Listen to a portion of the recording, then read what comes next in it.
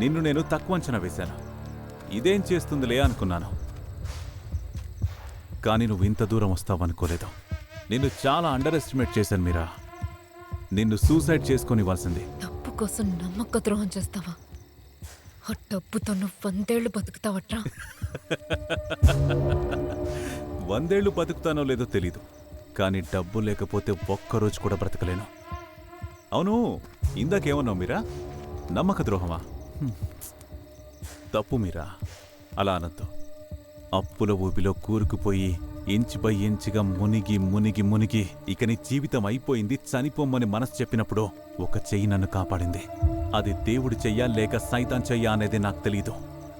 ఆ చేతిని నేను దేవుళ్లా భావించాను. ఆ వ్యక్తికి నేను విశ్వాసంగా ఉన్నాను. అలాంటి నన్ను ద్రోహి అంటున్నావు? ఎంతో మంది ప్రాణాలు తీసి ఈ రోడ్